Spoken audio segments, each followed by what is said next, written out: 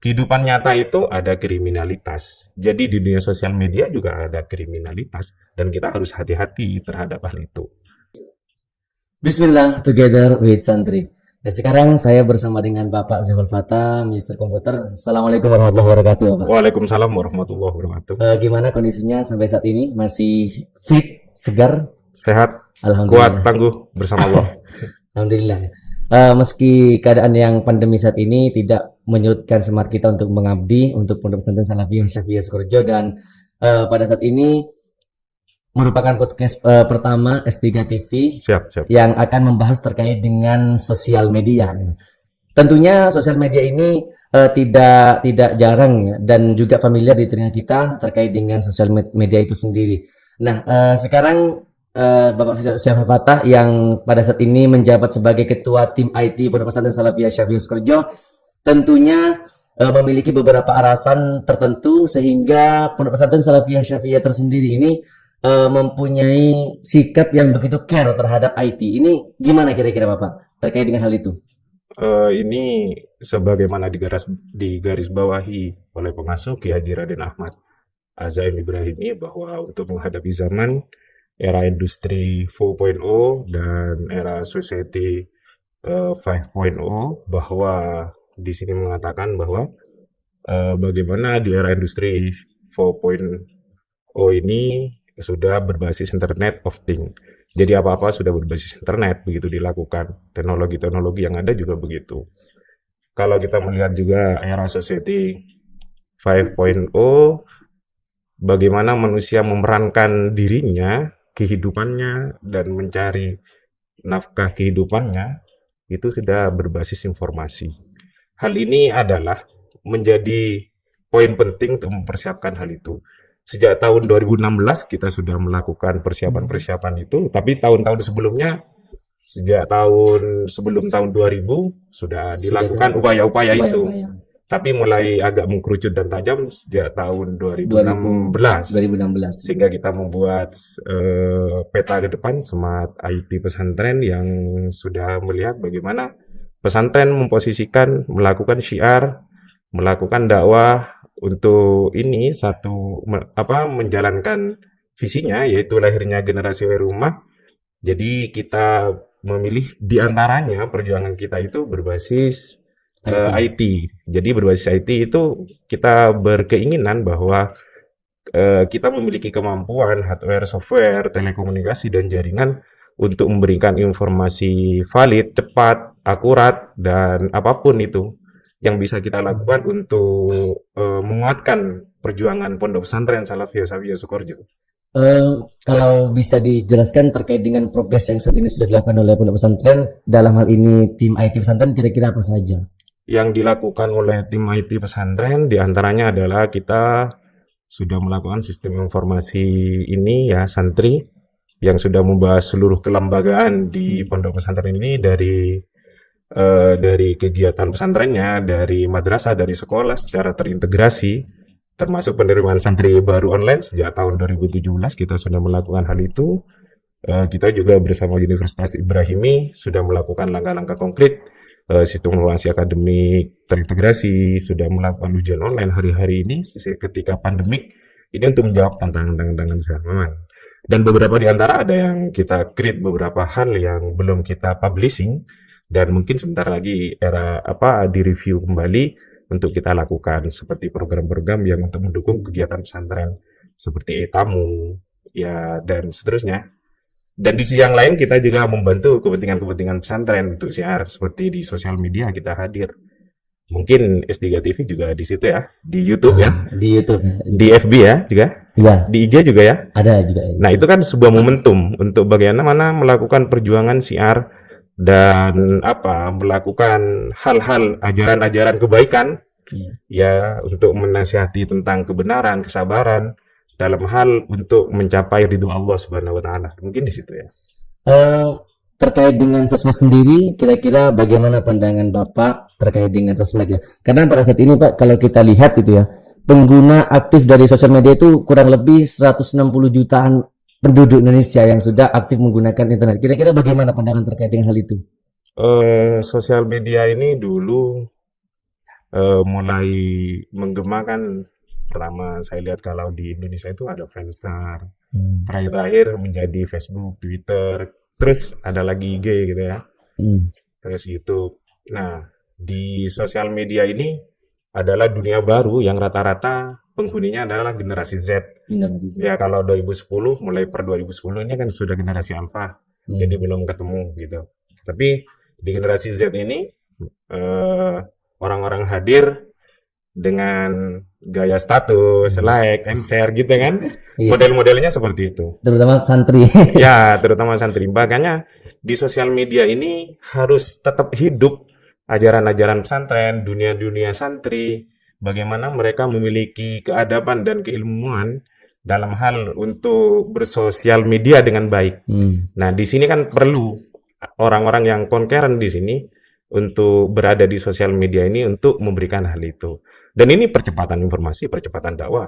Jadi cukup like and share tentang hal-hal kebaikan, sudah jalan begitu bisa dinikmati ribuan orang. Bayangkan sekarang kita bisa melihat membuat satu video kebaikan misalnya ya, dakwah begitu ya. Dakwah tentang bagaimana sabar misalnya, bagaimana sholat, cukup 30 detik atau 60 detik sudah bisa di-share kemana-mana. Cukup buat satu video sudah yang nonton banyak gitu ya. Dan ini kan merupakan ladang dakwah, ladang untuk mencari ridho Allah begitu. Tapi kan seperti ini Pak, problematikanya kan santri ini kan secara langsung ya ketika sudah ada di pondok ini kan tidak menikmati IT seperti itu. Jadi ini juga perlu bimbingan dan juga arahan bagaimana santri itu ketika liburan ini bisa memanfaatkan sosial media dengan secara baik. Karena kalau ketika kita liburan ini banyak anggapan, wah santri ini kok ketika pulang jaringan kok lemot. Ini kan pertanda bahwa santri itu pengguna aktif daripada sosial media. Ini kira-kira bagaimana? Seperti ini. Sebenarnya kehidupan itu kan selama akal bekerja, dia tetap dihukumi dengan Allah. Makanya ada kehidupan nyata yang seperti hari ini kita podcast ini kan dunia real yang sebentar lagi akan diangkat ke publish ke sosial media. Jadi dunia nyata dengan dunia sosial media itu pada dasarnya adalah representatif potret kita. Maka ketika santri sudah mendapatkan pelajaran ta'lim ta'lim, bidayah dan ajaran-ajaran hal yang lain yang menyangkut hal-hal ajaran kebaikan, maka ketika bersosial media itu kan harus tetap hadir hal itu. Harus tereksplor gitu. Sebagai hal seperti contoh pakaian nih. Ya seperti tidak buka jilbab, seperti yang laki-laki tetap menutup aurat, begitu kan ya. Itu perlu dilakukan tetap di dunia nyata ataupun di dunia digital seperti sosial media. Nah, ini yang perlu kita garis bawahi. Yang kita khawatirkan kita melakukan dosa jariah begitu ya. Fotonya yang tidak baik misalnya buka aurat, tidak syar'i, ditonton orang banyak. Setiap ditonton maka orang-orang mengirimkan dosa juga pada pembuatnya. Bukan hanya itu, status-status yang buruk juga mengajarkan tentang keburukan, kejahatan atau hal-hal yang berkaitan melawan hukum begitu. Itu juga akan membuat kita justru tersudut, terpojok nanti karena walaupun sampai mati tetap dosa jariah ini mengalir gitu. Iya itu. Tapi kan gini, kalau kita mengerjakan sebuah keburukan ini ya, ini kan pasti tidak teralirkan seperti yang Bapak sampaikan tadi. Nah, kira-kira langkah antisipatif yang menurut pemikiran Bapak sendiri itu bagaimana sih yang agar tradisi-tradisi yang dahulu itu tidak terulang kembali? Misalkan masa setiap liburan ini ada santri yang ngupload oknum santri yang upload foto yang tidak syar'i atau seperti apa? Ini kira-kira langkah antisipatifnya bagaimana agar itu tidak terjadi? Ya, langkah yang pertama ya memang itu ujian ya bagi santri atau kita semua juga. Ketika pulang atau ketika bersosial media begitu, ujian bagi kita untuk melakukan kebaikan tadi. Tapi ada beberapa tips yang bisa kita lakukan. Contoh, berteman dengan sesama santri yang beraliran Ahlussunnah wal Jamaah baik begitu kan ya. Terus mungkin ya sekali-kali berteman dengan dai begitu ya, dengan mungkin dengan kiai atau ustadznya yang ada di Hmm. sosial media. Maka kan ikut terkontrol statusnya Oh, gitu. iya, iya. Iya kan? Ada yang mengingatkan karena manusia ini kan sering lupa. Iya. Walaupun kalau banyak lupanya tentang satu kejadian itu kan kebangetan ya. Jadi buat status-status buruk terus Iya. gitu ya. Jadi minimal inilah saling mengingatkan tentang kebaikan, Hmm. kebenaran, dan sama-sama sabar. Kadang-kadang yang mengingatkan malah nggak sabar teriak-teriak ya. Jadi yang mengingatkan sabar, dan yang diingatkan juga harus sabar. Itu yang terjadi. Dan itu harus dilakukan. Dan mungkin ya banyak baca lah, belajar banyak baca buku, terus mengambil hal-hal yang positif di YouTube itu sebagai pembelajaran, terus membangun komunitas baik di dunia nyata atau di dunia digital, berteman dengan baik. Bukankah sahabat itu menandakan tentang kesaksian tentang kehidupan kita? Kalau kita ya memang sahabat kita itu siapa, indikatornya seperti apa, itu menandakan tentang diri kita sendiri dalam eksistensi kehidupan ini. Terkait dengan ini kasus penipuan yang terjadi di media sosial ya, Ya. terhadap pencemaran nama baik pengasuh Mm-mm. kita ya. Ini bagaimana sih terkait tanggapan Bapak terkait dengan kasus penipuan yang telah terjadi? Ya, kita ini kan harus melihat kehidupan ini dua sisi ya. Hmm. Memang sisi gelapnya adalah ajaran yang dekat dengan tindakan iblis, setan. Itu akan tetap ada sampai kiamat. Hmm. Terus ada juga sisi kehidupan ini tentang kebaikan, begitu. Kehidupan nyata itu ada kriminalitas. Jadi di dunia sosial media juga ada kriminalitas. Dan kita harus hati-hati terhadap hal itu. Makanya kita harus memandang bahwa di sosial media ini seperti kita antisipasi terhadap kejahatan ya, Iya. terjadi penipuan gitu. Penipuan. Dahulu kita pernah ada sebuah statement bahwa kejahatan itu terjadi bila ada niat dan kesempatan, atau ada kesempatan dan niat. Dua hal ini sudah bisa dilakukan oleh si penjahat. Tapi ada faktor yang ketiga, korban. Kalau korban ini lugu, ya, Hmm. tidak waspada dan tidak berusaha mencerdaskan diri, maka dia akan menjadi mangsa empuk. Makanya di sosial media itu kenalilah apa sosial media begitu ya. Kita memahami contoh, baru-baru ini beberapa hari yang lalu ada akun yang anonim ya, Anonim. hampir sama. Kan di sosial media itu yang tidak mungkin sama adalah URL-nya, atau kita mengenalnya link. Iya. Linknya. Pasti di sosial media itu link yang digunakan oleh satu orang dengan orang yang lain pasti berbeda. Tidak mungkin URL-nya atau linknya sama. Kita tinggal lihat aja alamatnya itu kan www apa begitu ya. Itu yang bisa dilihat, pasti tidak sama, pasti. Itu harga mati. Nah, kalau sudah kita lihat ada orang menawarkan pertemanan atas nama pengasuh misalnya ya, terus atau siapapun begitu, tinggal dilihat juga yang hal yang kedua, nanti temannya siapa. Kalau kita lihat FB-nya pengasuh begitu kan, sudah temannya 4.000. Yang berterima lebih. Yang melakukan penipuan ini kan baru 70, 80. Karena untuk mencapai teman 4.000 dalam 1 kali 24 jam ya agak sulit. Kecuali ya dia merubah namanya mirip gitu ya. Tapi kan URL-nya itu atau link-nya berbeda, pasti berbeda. Itu yang perlu kita antisipasi dan kita pahami. Makanya kalau kita di sosial media harus belajar memang apa sosial media, apa URL atau link, atau bagaimana menyikapi hal-hal yang seperti ini. Terus penipuan-penipuan yang terjadi di sosial media, itu kan dapat disikapi dengan bertanya kepada humas pesantren. Kan ada nomor telepon yang ready di humas pesantren, atau di ini kalau sudah tidak mungkin bisa bertanya di ini FB-nya S3 TV ya, bisa dijawab gitu ya, atau bisa ditanyakan ke ngurus pesantren yang akun resmi lah, akun resmi pesantren dan ke orang-orang terkait. Iya, itu yang penting. Jadi kita ini juga hal yang ketiga yang terjadi, maka kita sering nge-share sesuatu, maksudnya baik bertanya, tapi bertanya ke beberapa grup. Sehingga itu menjadi viral, malah membantu penipu untuk melakukan proses yang seperti itu ya, yang proses misalnya kemarin di kasusnya ini kan meminta pulsa. Ya, si penipu ini mau minta pulsa, jadi dia melakukan akun anonim FB atas nama pengasuh begitu. Sebelum-sebelumnya juga terjadi penipuan atas nama FB pengasuh atau fotonya yang mirip, bukan mirip, memang menggunakan fotonya kayak untuk menipu pesugihan.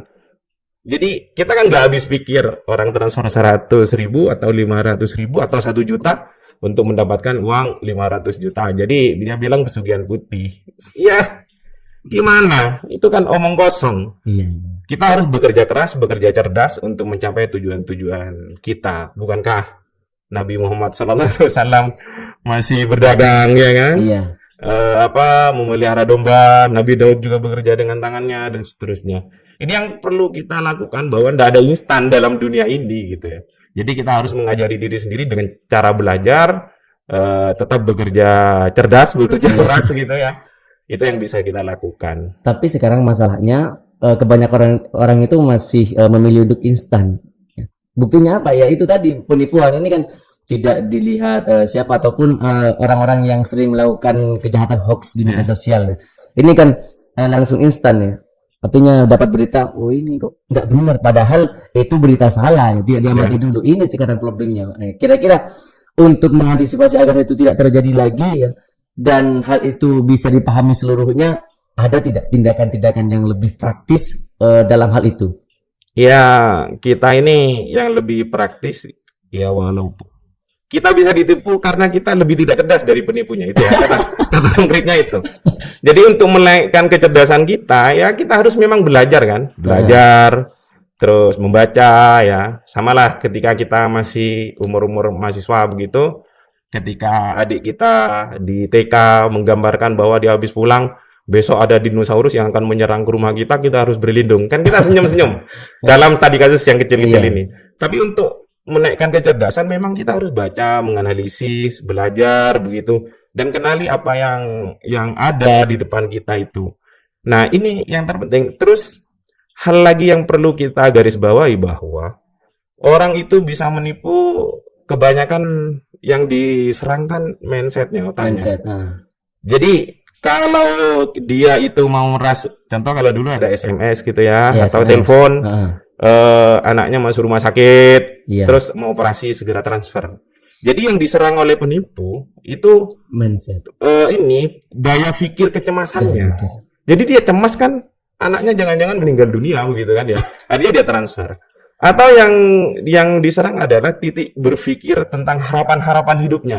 Karena dia punya hutang jutaan, dia ingin lewat bagaimana uangnya berlipat-lipat sehingga ikut penipu itu, permainannya seperti itu. Dan biasanya penipu itu juga